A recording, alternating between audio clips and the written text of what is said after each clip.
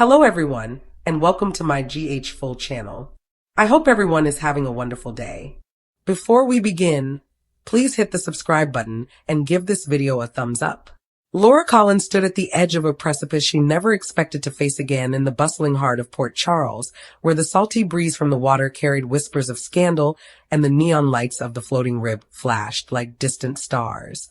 Jeannie Francis, the woman who had brought this legendary character to life for decades, had always been the steady force, the moral anchor in the tumultuous seas of love, betrayal, and resurrection that marked General Hospital's never-ending story.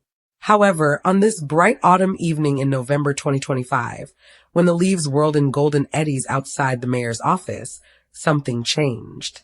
It was a slip, a brief lapse in the tightly written cloak of secrecy that surrounded the show's writer's room. In a candid interview intended to preview potential arcs, Jeannie let the words fall out like an unscripted soliloquy. One person will leave with him. He, of course, was Luke Spencer, the roguish charmer whose shadow still loomed huge over Port Charles, even in death, or was it? The revelation hung in the air, unexpected and electrifying, sending shockwaves through the fan base faster than a Quartermain stock drop. Laura walked the polished wood floorboards of her office, the weight of her mayoral responsibilities pressing down like the fog that frequently coated the docks. She was 62 years old and had wrinkles around her eyes that spoke of both victories and heartbreaks. Her life had been a tapestry woven with threads of passion and peril. The infamous ice skating rink wedding to Luke that captivated a nation in 1981, the presumed deaths and miraculous returns, the unraveling of their fairy tale romance under the strain of his demons, and her unwavering sense of justice. Laura had been instilled with a quiet resilience, a combination of fragility and steel that made her more than simply a soap heroine. She was a survivor, a mother, and a leader who gracefully navigated the hazardous seas of family feuds and criminal undercurrents.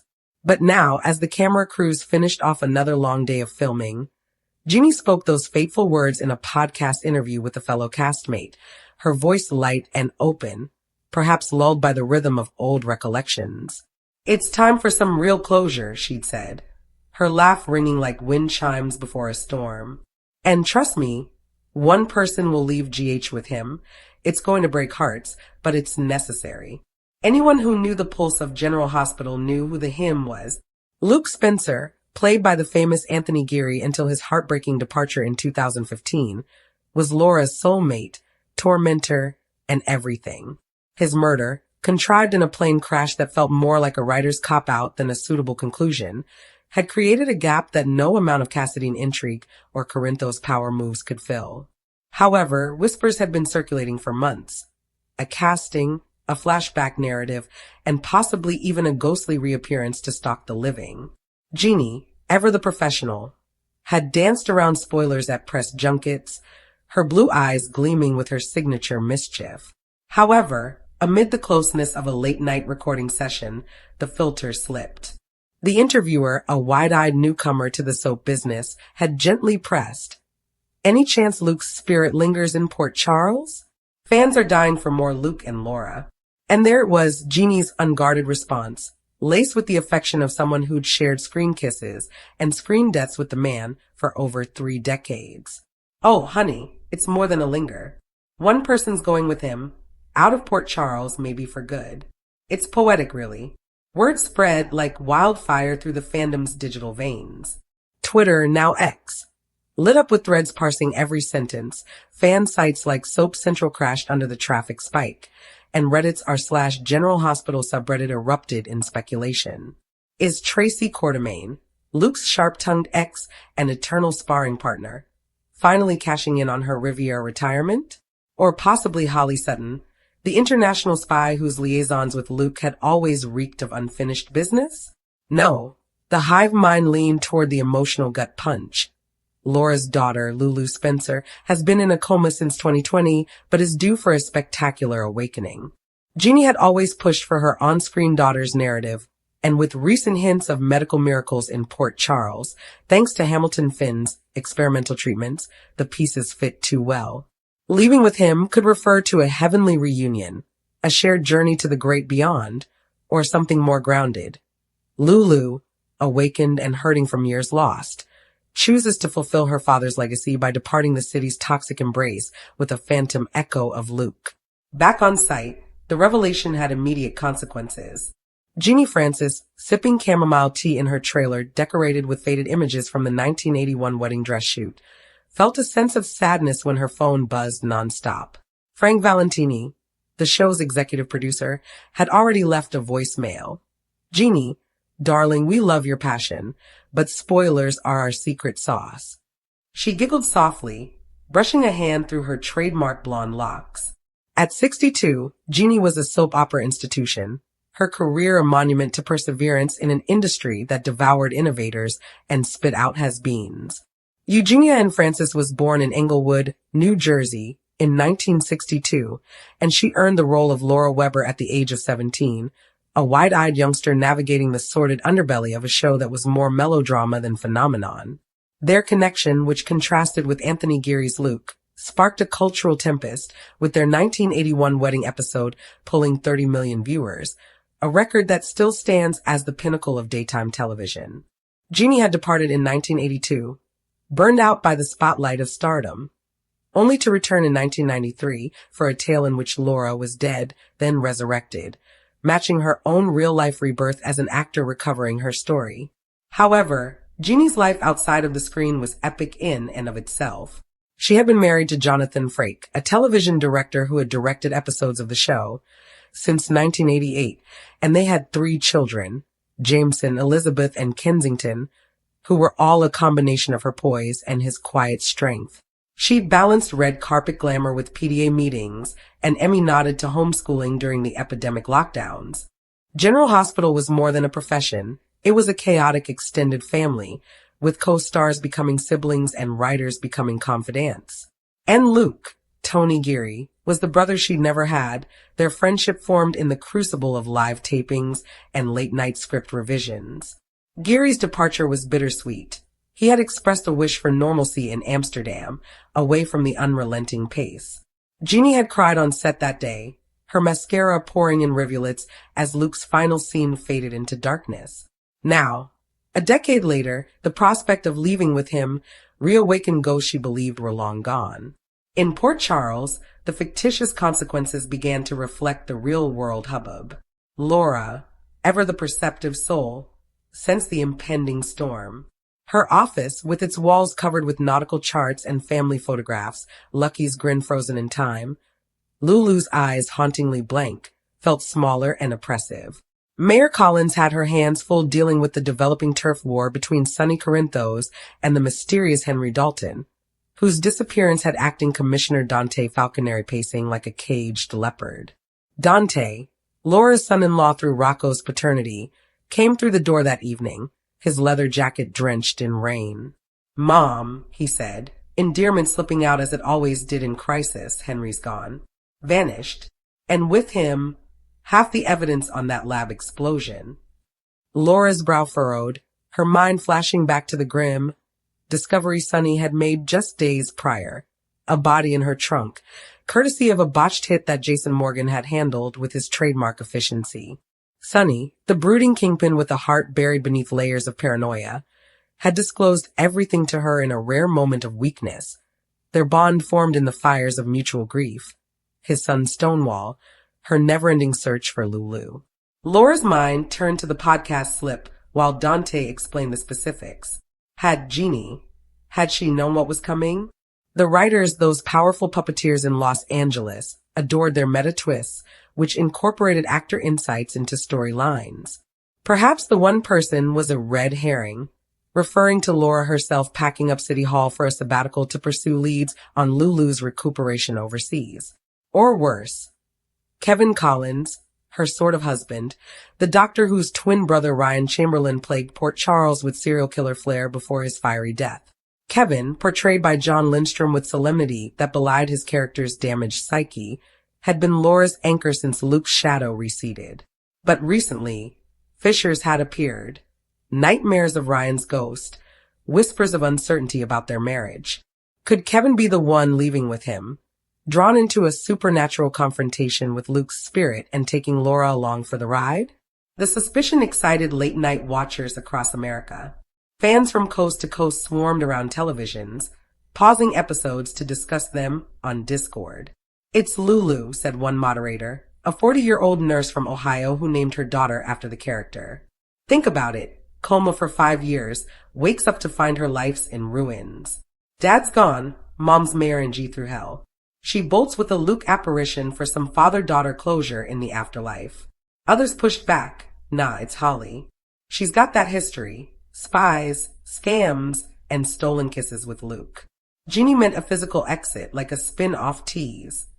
The forums brimmed with gifs of Jeannie's laugh from old interviews, her eyes crinkling in that way that screamed, Meanwhile, Jeannie escaped to her Vancouver house, the Georgia Straits waves lapping on her private dock like a soothing salve. Filming breaks were her havens, moments to unwind with Jonathan's gourmet dinners and walks with their golden retriever, Max. But this lapse bothered her. She had always been the good girl of soaps, the one who treated NDAs like sacred vows. Her unintentional disclosure was not malicious. It was tiredness, the kind that sets in after 48 years on the same stage. She pledged not to let history repeat itself after her 2002 exit, which was prompted by contract conflicts and thousands of petitions from fans lobbying ABC to welcome her back. "It wasn't my choice then," she told IMDb in a reflective piece just months prior, "but now, I choose my moments." The podcast host, sensing the goldmine, had clipped the audio and teased it on social media. "GH bombshell incoming?" At Jeannie Francis Spills.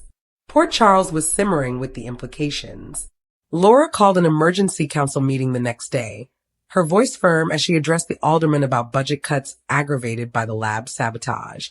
But beneath the platform, her fingers twisted the locket, which contained a photo of Luke. Young, grinning, and completely irredeemable. Sonny nursed a scotch across town at the Corinthos compound, his bipolar fog lifting just enough to reflect on Jeannie's words. "Leaving with him," he mumbled to Jason, who reclined against the pool table, always the silent enforcer. Jason nodded solemnly, having been revived from death so many times that he had lost count. Luke had a way of pulling people under. If it's family, Sonny trailed off, remembering his own ghosts, Brenda, Lily, the children fate had taken away. Their agreement with Laura to protect the city from Dalton's machinations now felt precarious, tinged with the supernatural fear of old flames rekindled. As the week progressed, the plot deepened in typical General Hospital fashion.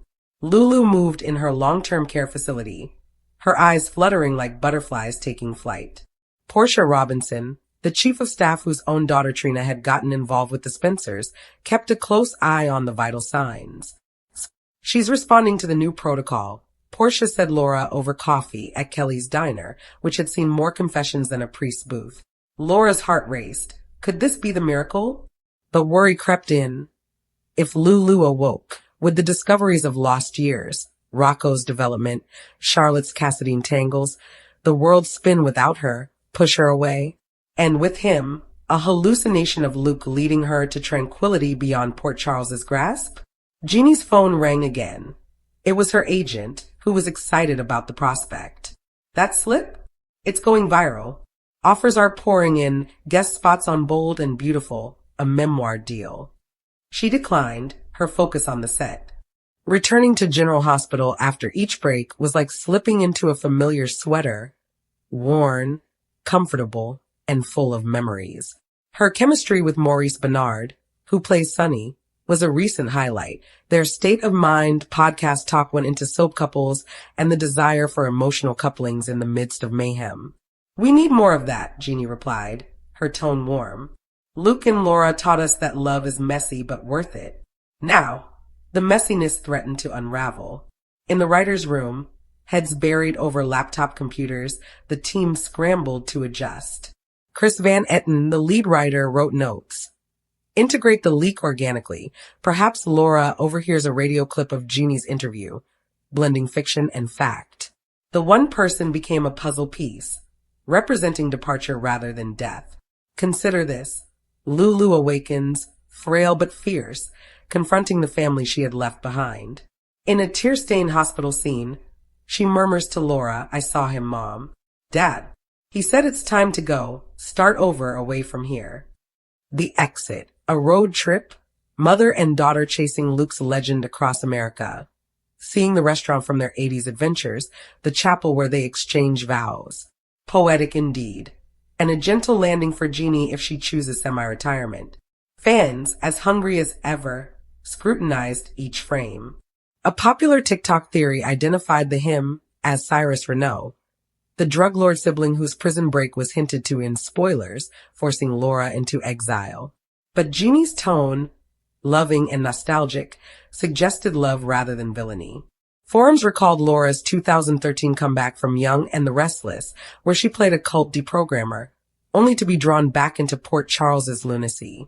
She's earned this reveal, one commenter commented. Jeannie's giving us the gift of anticipation.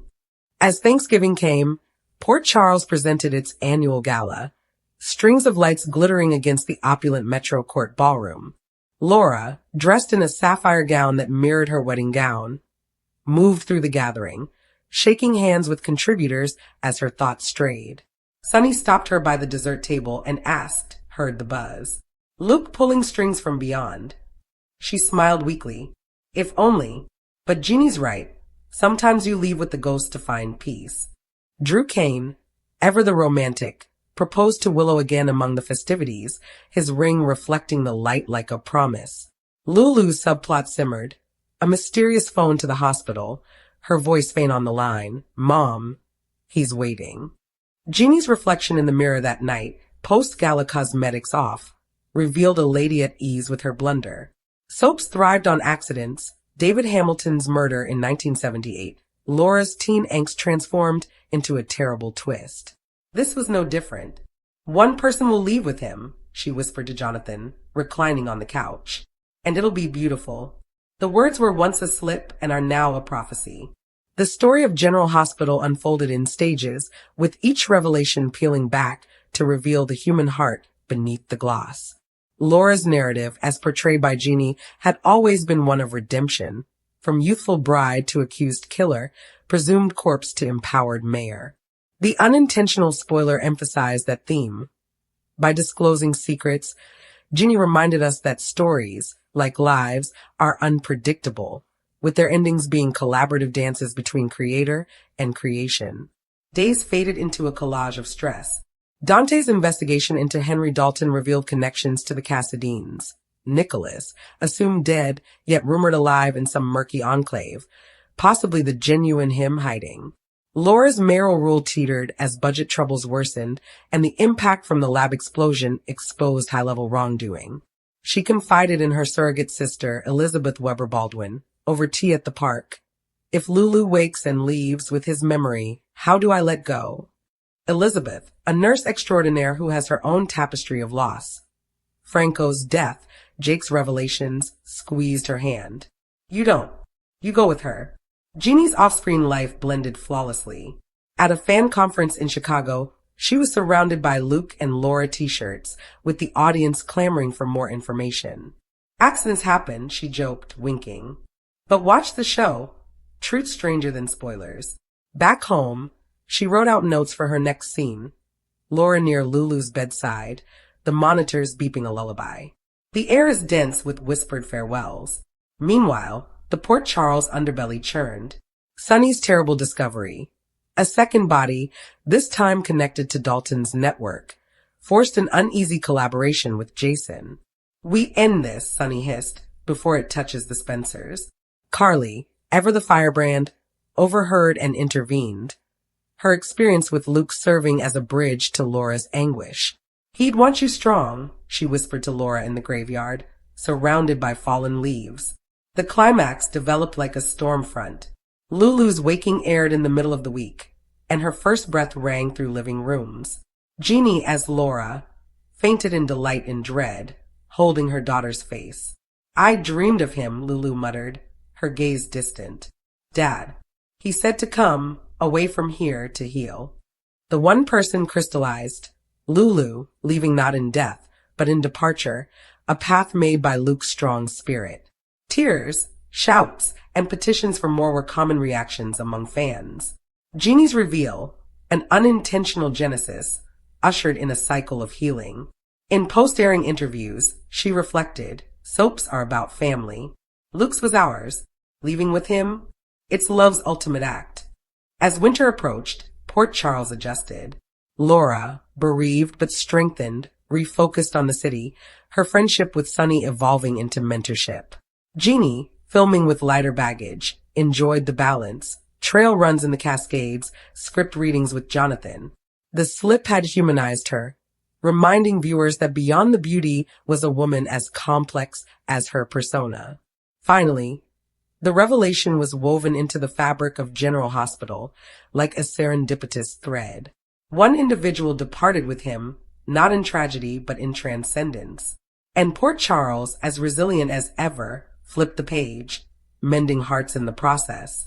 Port Charles remained unnaturally quiet, as if the city was holding its breath. Distant sirens rang out and lights shimmered over the water, but there was a palpable stillness. Laura Spencer was gone, taking with her the one person she believed deserved salvation rather than punishment. Nobody completely grasped what this departure meant. Nobody realized how profoundly it would alter the future. No one knew when or if Laura would ever return home. However, one thing was certain. This was not the end. It was the start of a new chapter, one written far from Port Charles, with a mother and son finally confronting their truth together.